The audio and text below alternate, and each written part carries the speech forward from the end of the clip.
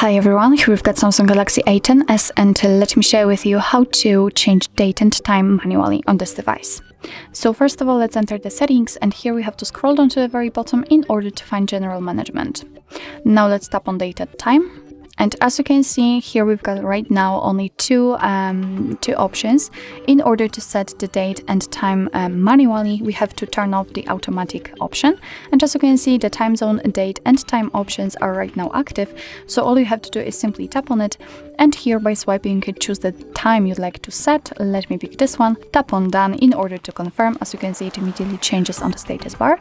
We can also change the date, and from this calendar, we have to just find the date we would like to set and tap on it.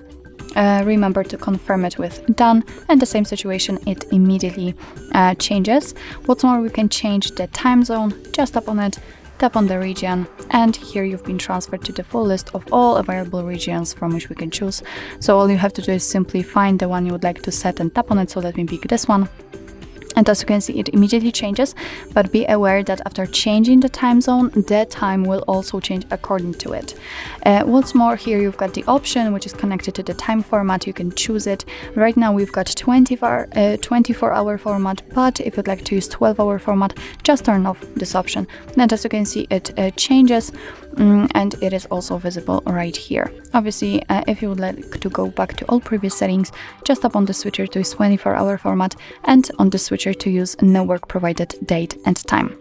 So actually, this is it. This is how to manually manage your date and time in your Samsung Galaxy A10s. Thank you so much for watching. I hope that this video was helpful, and if it was, please hit the subscribe button and leave the thumbs up.